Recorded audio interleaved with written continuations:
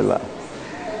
Queridos, eu convido vocês a abrirem a Bíblia em Atos dos Apóstolos, capítulo 16. Você está lendo aí no boletim, cadê o pastor Jean?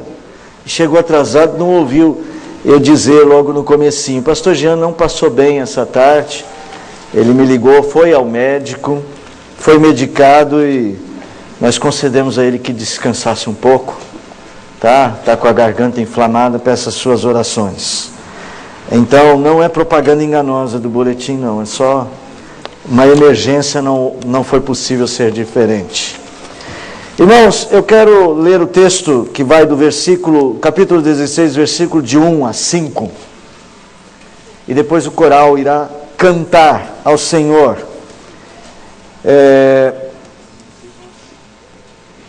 É muito importante que a gente entenda o que Lucas está fazendo aqui. Lucas está falando sobre o progresso da igreja nos dias iniciais dela. E ele está descrevendo o começo da segunda viagem.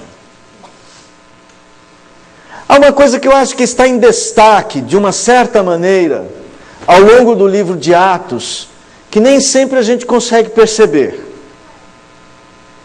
Que quando Jesus Cristo vem e dá uma ordem, diz para eles irem pregar, e que eles aguardassem o Espírito Santo descer sobre eles, e que eles fossem testemunhas, a igreja compreendeu e obedeceu a ordem. Nós temos talvez o grande versículo sobre essa postura da igreja, é aquela fala de Pedro, quando dizem para Pedro e João, não preguem em nome de Jesus, que Pedro vem e diz assim, antes importa obedecer a Deus que aos homens. A igreja que se espalhou pela Ásia, chegou à Europa, conquistou a Palestina, tornou-se o grande movimento de mudança do Império Romano daqueles dias. Era uma igreja que obedecia. Então, quando Lucas descreve a igreja caminhando, por detrás dessa descrição, é como se Lucas estivesse dizendo, veja como a igreja obedeceu. Veja como a obediência foi a grande força da igreja. Eu quero ler esse texto e nós vamos meditar sobre a força transformadora da obediência. Obediência não é uma palavra popular nos nossos dias. Porque nós vivemos debaixo de uma cultura que cada vez mais, o que torna alguém importante não é que a pessoa é obediente, mas que ela consegue mandar e os outros obedecem. Alguém que quer ser grande nos nossos dias, ele pensa que ser grande é ter alguém debaixo dele para obedecer às suas ordens. Tornar-se uma pessoa cuja grande característica é a obediência, para alguns é até sinal de fraqueza. Nós temos uma dificuldade com a autoridade. Está se tornando uma cultura que a força está no transgredir. E há transgressões de todo tipo em nossa sociedade. E parece que na nossa cultura brasileira em particular, tem aquela coisa da transgressão oculta. Se a autoridade não está vendo, eu posso transgredir. É como se obediência fosse um compromisso apenas de valor meramente formal ou social. Obedecer enquanto alguém vê. Ou alguém que possa me punir, esteja me observando. Se não houver elementos desse tipo, não preciso de obediência. Nós estamos vivendo ou caminhando cada vez mais para a cultura da desobediência.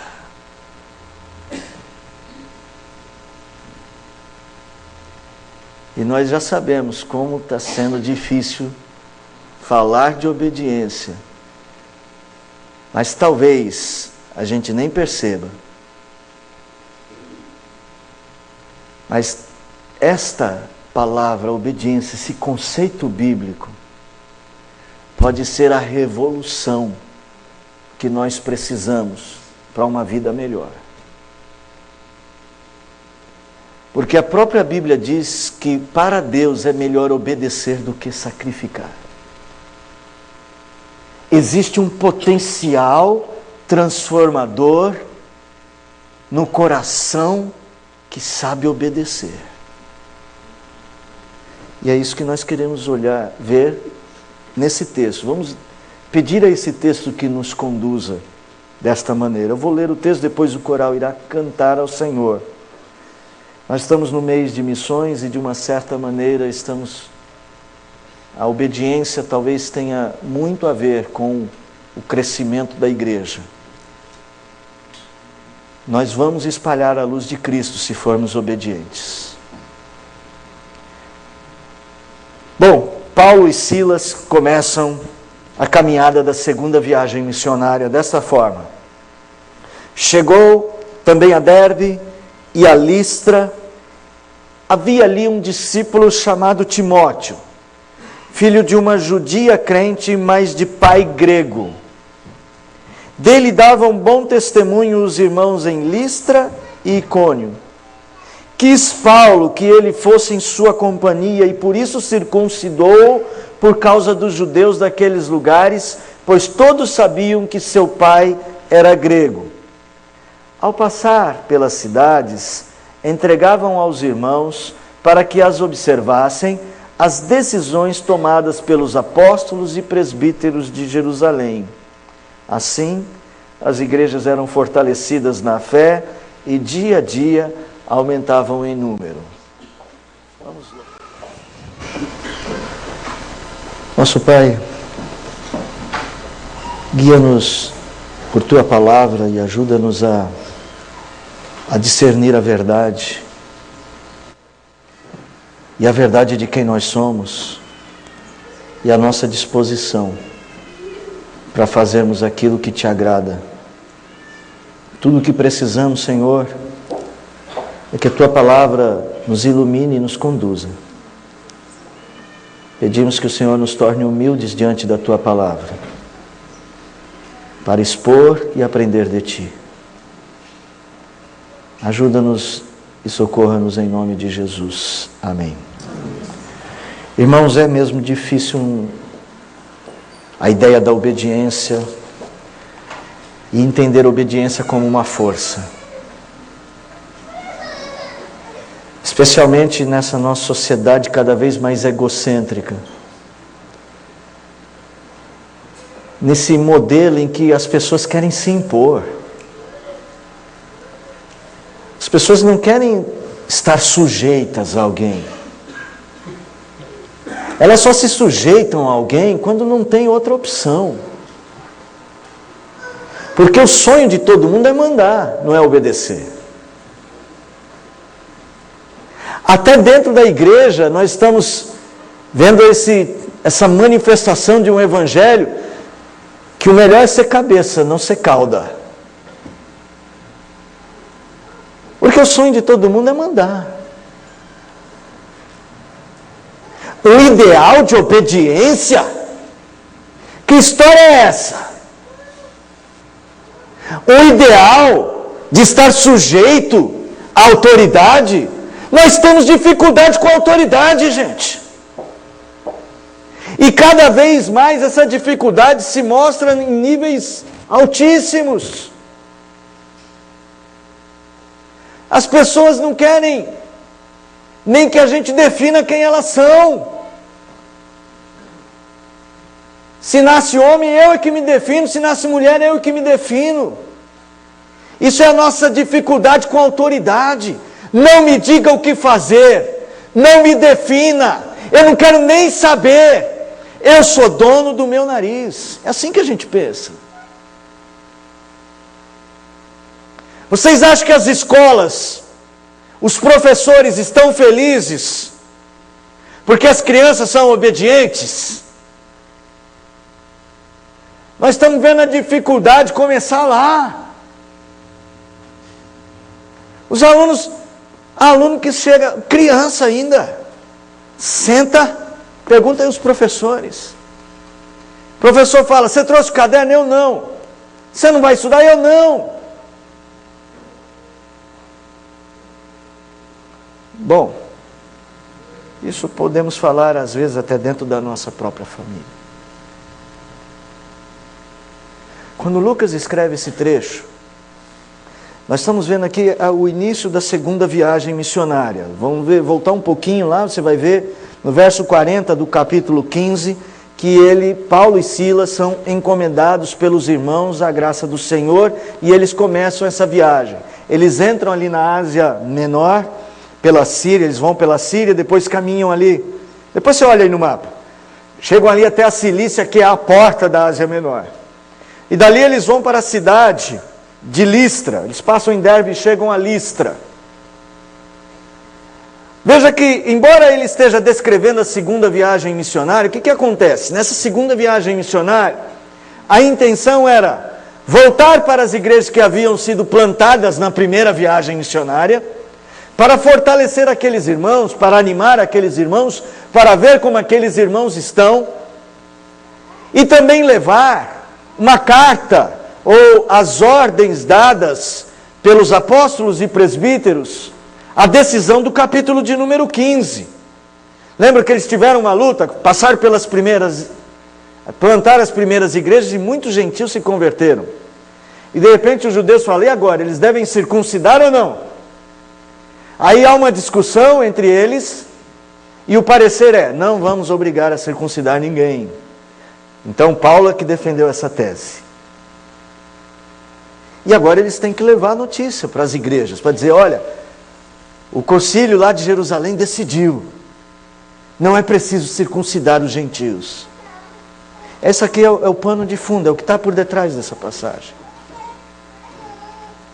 Irmãos, eu quero destacar a obediência de algumas maneiras nesse texto. A primeira maneira que eu quero destacar é olhar que a força da obediência se revela na formação do caráter da pessoa. Uma pessoa obediente, ela vai forjando nesta obediência o seu próprio caráter.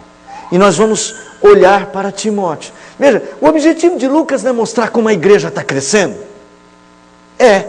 Então por que ele vai falar de Timóteo? Porque Lucas tem algo particular a dizer sobre Timóteo. Lucas está dizendo que lá na cidade de Listra havia um discípulo que dava bom testemunho para todas as pessoas. Esse discípulo era filho de uma mulher crente. Esse discípulo, Paulo olhou para ele e disse, eu quero você comigo nessa viagem. Capítulo de número 16, o verso de número 1, eu quero destacar algumas coisas sobre Timóteo. A primeira delas é, havia na cidade de Listra um discípulo. Por que isso é importante? Porque Timóteo não é um nome qualquer. Timóteo não é uma pessoa utópica. Timóteo era uma pessoa real. Morava na cidade de Listra. E as pessoas de Listra conheciam Timóteo.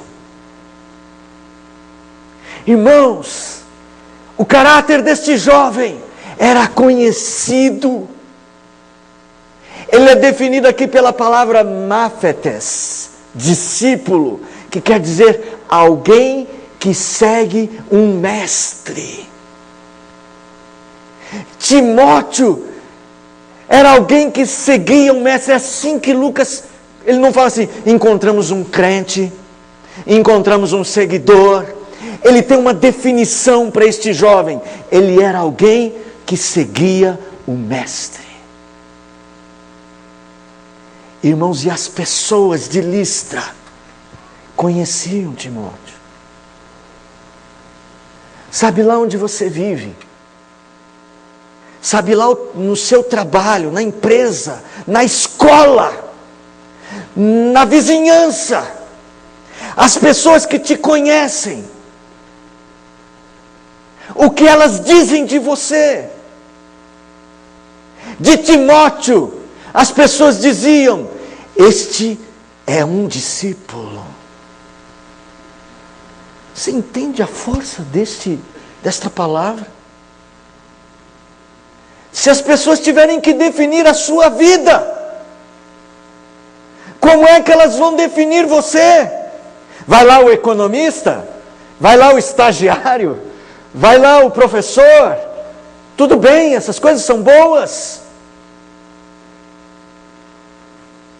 Mas quantos estão apontando para você e dizendo assim: vai lá o discípulo? Entenderam isso?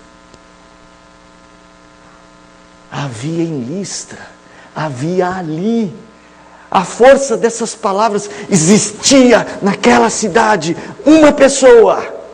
E eu quero chamar a sua atenção também para o nome desse moço, Timóteo. É a junção de duas palavras, Timal, que quer dizer honra, e Theos, que quer dizer Deus. Este moço fazia jus ao seu nome, a vida dele honrava a Deus. Era possível olhar em Timóteo, ver Timóteo agindo, falando. E gente, pelo que a gente lê das cartas de Paulo para Timóteo, Timóteo não era do tipo que se apresentava assim: olha, eu sou Timóteo, eu sou isso, eu sou aquilo. Timóteo era mais tímido. Ele não precisava de autopropaganda, ele não precisava de marketing para falar da santidade dele. Ele vivia a santidade. Ele não buscava uma reputação de ser santo, ele buscava ser santo. Este caráter de Timóteo foi forjado na obediência. Irmãos, Paulo revela um pouco de quem foi o mestre que ensinou isso para Timóteo. Paulo não, é Lucas. Lucas está descrevendo a viagem missionária. De repente ele faz um zoom, chega ali num... Entendem isso, né? Ele sai do macro e vai no mínimo e diz assim: havia um homem, todos falavam bem dele. Ele era um discípulo, seguidor do mestre. Ele era um homem que honrava a Deus. O nome dele diz isso. E aí ele faz uma explicação. Filho de uma judia crente. Pistes, fiel. O apóstolo Paulo admirava Eunice, a mãe de Timóteo. Não só a mãe de Timóteo, mas também a avó. Abra comigo na segunda carta de Paulo a Timóteo. Deixa marcado o texto de Atos. Eu preciso ler isso, esses 2 versículos.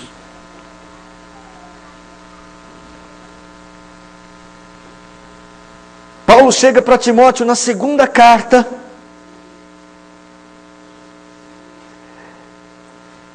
Meus irmãos, o que Paulo tem para falar de Timóteo, eu queria que alguém falasse de mim, mas eu queria aprender a ser como Timóteo foi. Dou graças a Deus, verso 3 do capítulo 1 da segunda carta. Desde os meus antepassados sirvo com consciência pura, porque sem cessar me lembro de ti nas minhas orações noite e dia. Está falando para Timóteo. Lembro-me das tuas lágrimas, estou ansioso por ver-te, para que eu transborde de alegria, pela recordação que guardo da tua fé, sem fingimento. Louvado seja Deus por alguém assim. Por encontrar alguém de fé, sem fingimento, alguém que verdadeiramente obedece a Deus. Não fica fazendo de conta.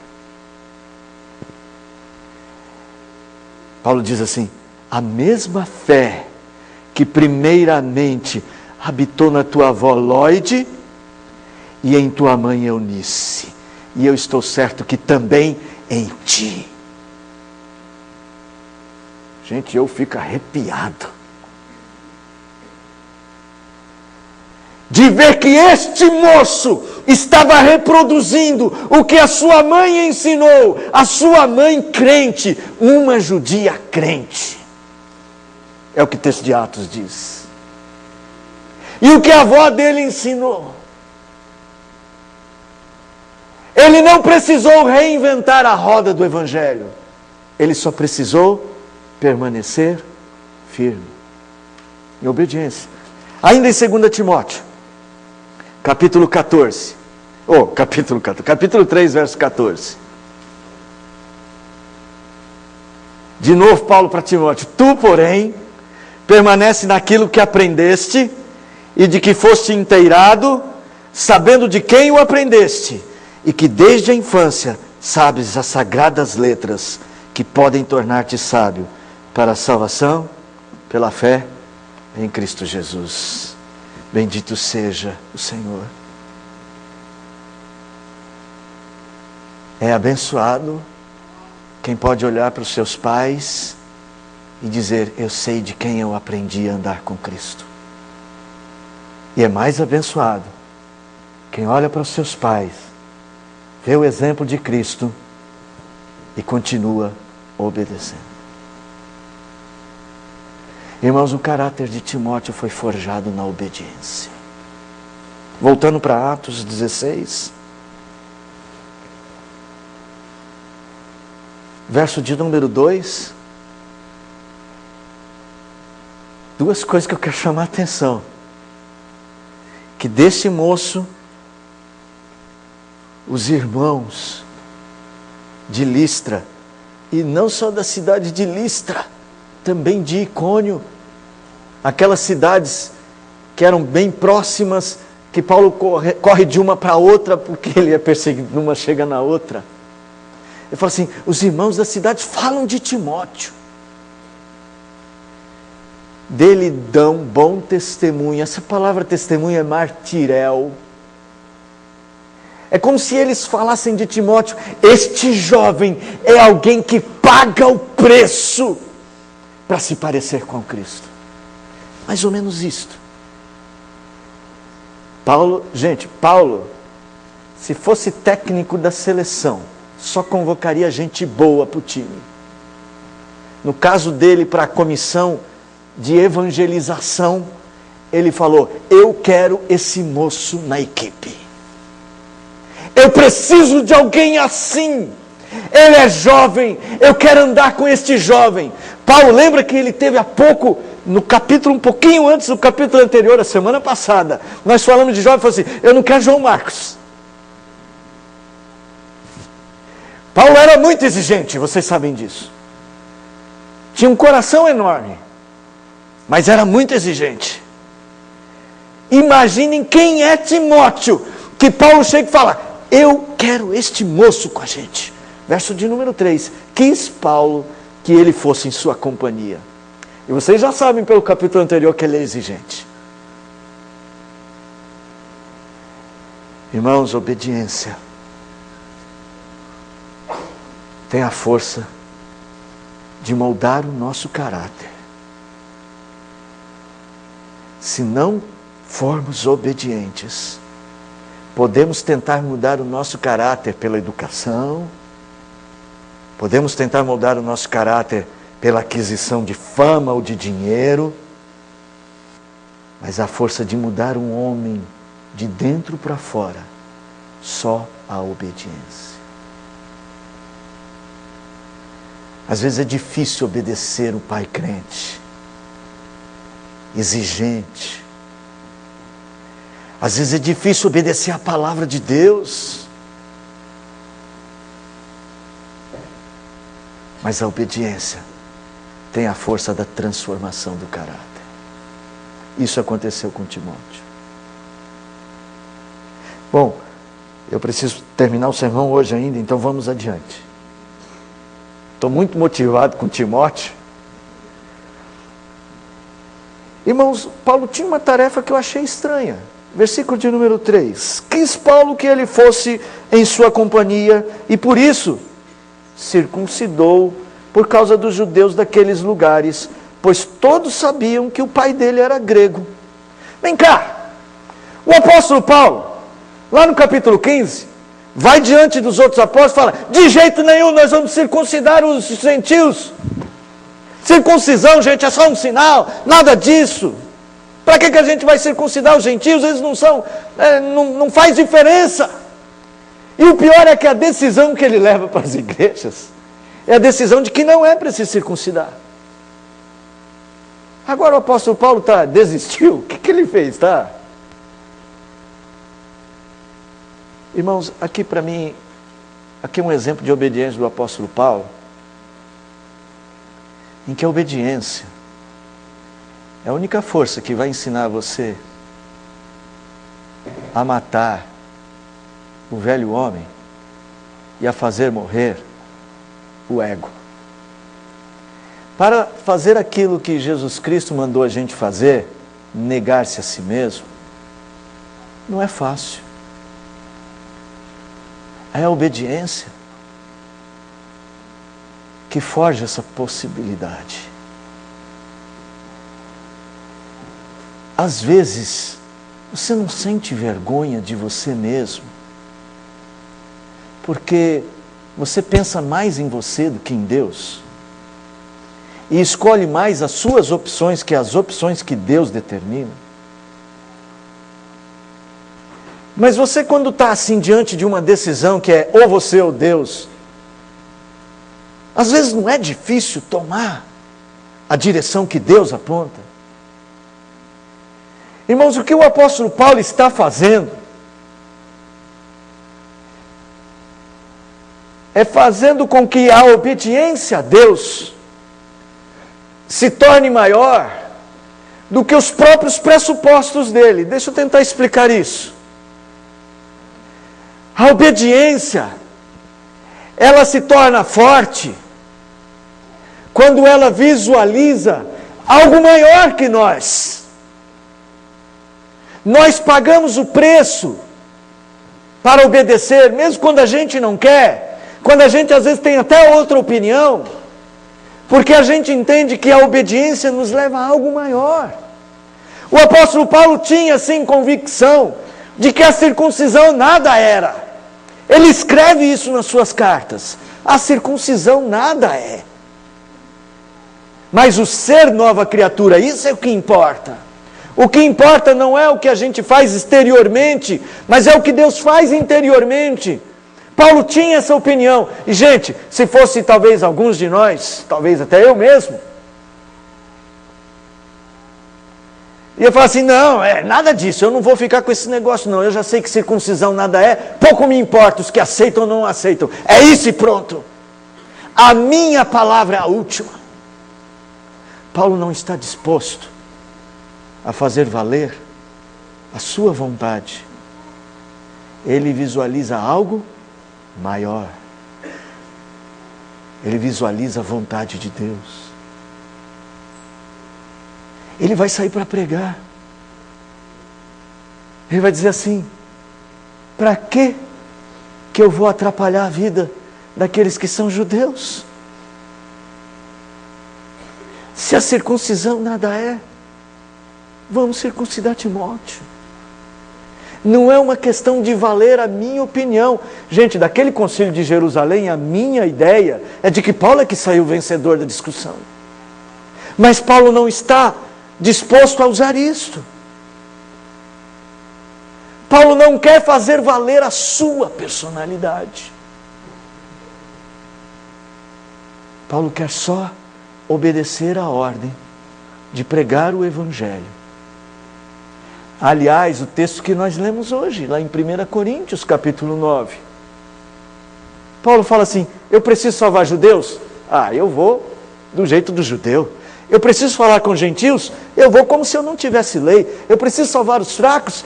Eu vou como se eu fosse fraco, como eles são fracos. Paulo não quer fazer valer a si mesmo.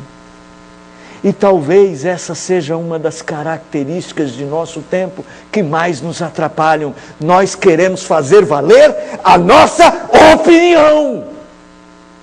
É o que eu penso.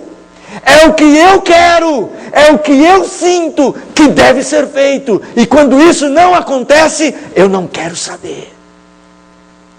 Nada é mais ímpio que fazer valer a nossa vontade em lugar da vontade de Deus, mesmo que seja para coisas espirituais. Escutem o que eu estou falando. Porque às vezes nós queremos fazer valer a nossa vontade, dando nomes espirituais para ela, quando na verdade é impiedade disfarçada de doutrina. Irmãos, Paulo podia falar: Timóteo, não vamos circuncidar você não. Vamos em frente, nós estamos certos. Mas o texto, Lucas constrói assim: por causa dos judeus daqueles lugares. Pois todos sabiam que o pai dele era grego. Paulo tinha um objetivo muito mais amplo. E para seguir objetivos mais amplos da vida com Deus, nós precisamos da força da obediência. É por isso que Pedro tem aquela frase célebre. Mesmo que ele seja preso e morto, ele diz: antes importa obedecer a Deus que aos homens. E é talvez um exemplo ainda maior. Talvez é só uma força de expressão, porque na verdade é um exemplo ainda maior. É daquele homem que diante da morte disse: contudo, seja feita a tua vontade e não a minha. Ele deu a vida por nós. Isso é muito sério. Lá em Samuel está escrito que obedecer é melhor que sacrificar. Eu também fico olhando para Timóteo agora aqui. Porque, vamos e venhamos, né? Paulo vai decidir se eu vou me circuncidar ou não. Que história é essa? Será que eu não sou dono do meu nariz?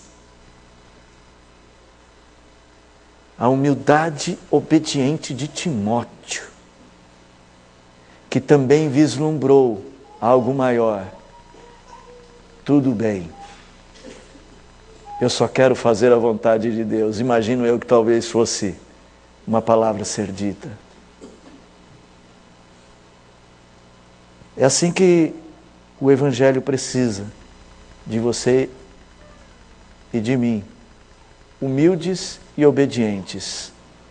Enquanto muitos podem achar que isso é fraqueza, submeter-se, para a Bíblia é força, a força da obediência. E eu quero ir um pouquinho além. Verso de número 4. No verso de número 4, agora aqui vem a descrição tão sucinta de tudo que eles fizeram nas cidades. Ué, não está a descrição da viagem missionária? Vamos falar das aventuras, das perseguições? Não. Vamos falar da coisa em destaque. E em destaque para Lucas está o fato de que a igreja foi abençoada por meio da obediência, por meio de uma ordem.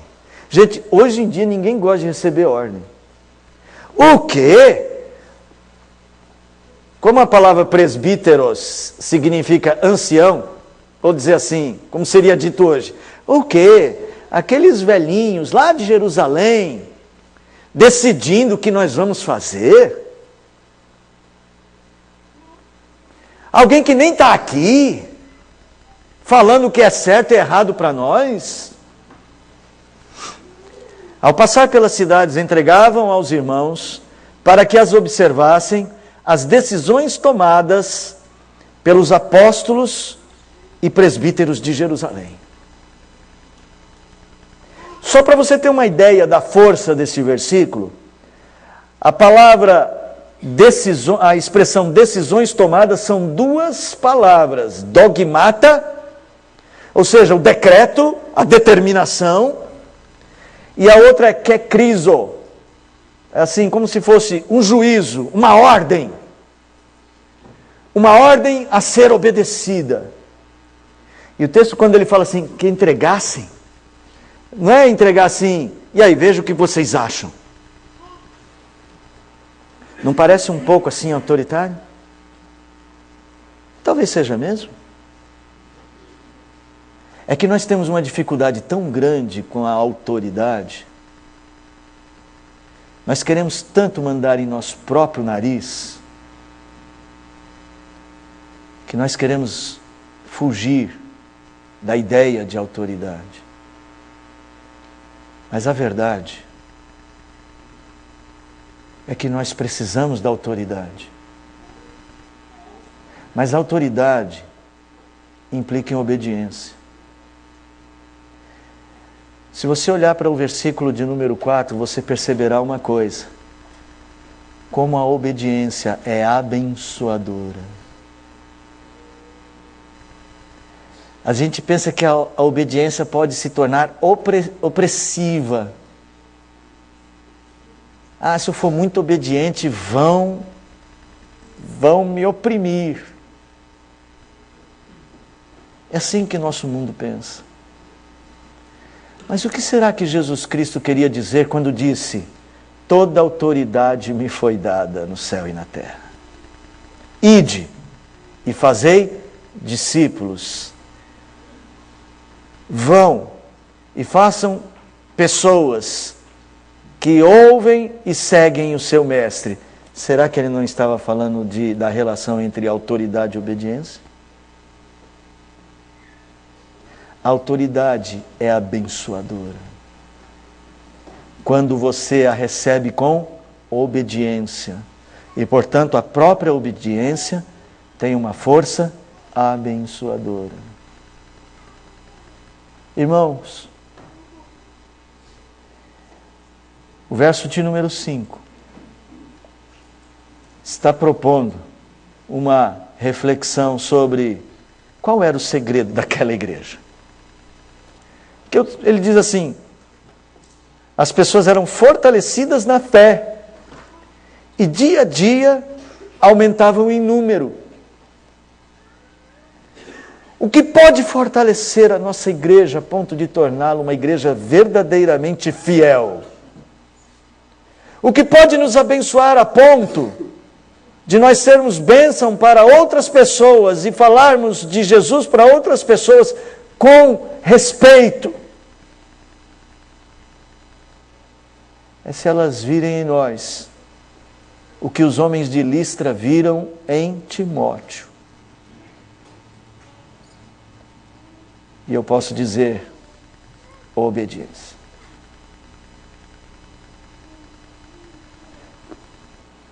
Essa palavra tem que entrar para o seu vocabulário de oração. Talvez o seu vocabulário de oração esteja muito impregnado dos seus desejos. Talvez seja a hora de você impregnar o seu vocabulário de oração com os desejos de Deus sobre a sua vida. E começar a dizer para Deus assim: o que queres que eu faça? Eu quero ler um versículo no capítulo 16 de Romanos. Versículo 19. Eu vi de uma pessoa hoje que a sua epístola preferida é Romanos. De uma certa forma, a minha também.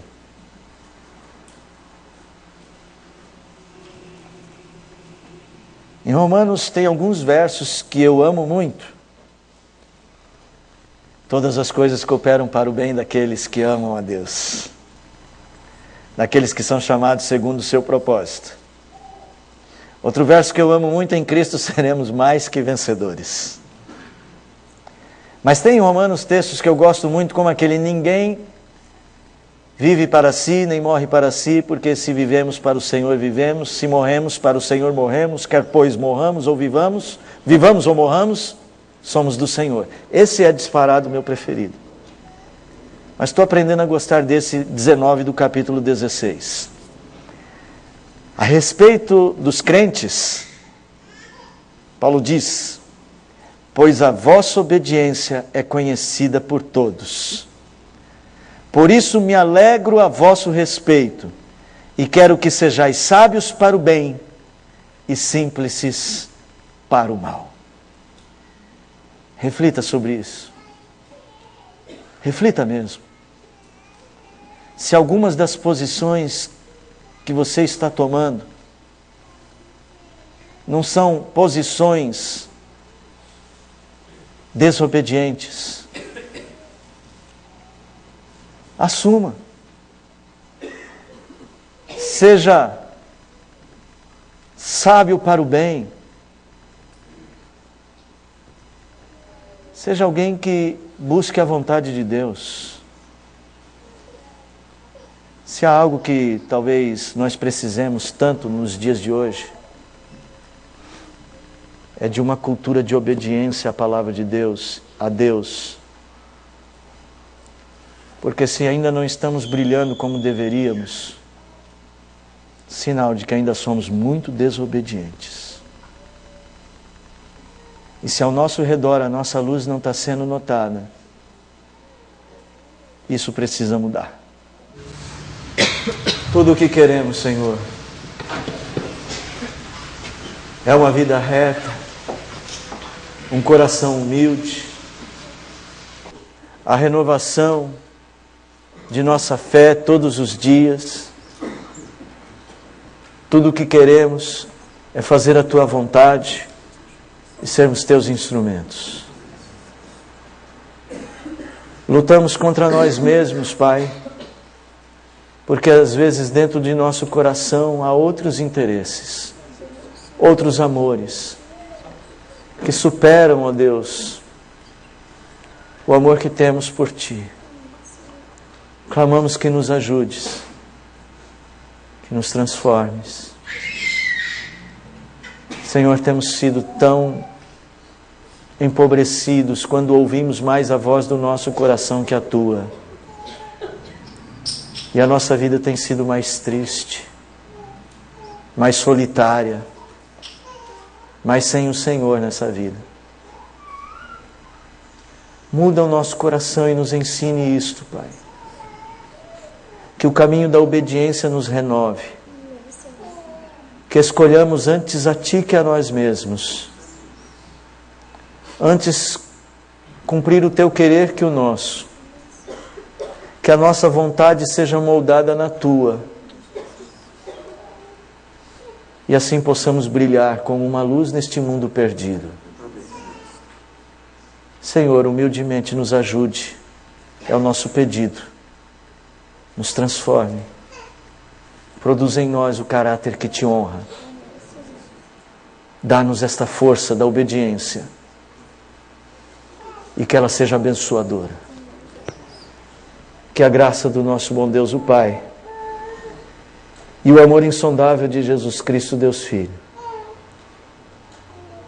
que as ternas e eternas consolações do Deus Espírito Santo estejam sobre vós, meus amados irmãos, e sobre toda a nossa família da fé que está espalhada pela face da terra, hoje e todos os dias, até a volta gloriosa do nosso Senhor e Salvador Jesus Cristo. Amém. Amém.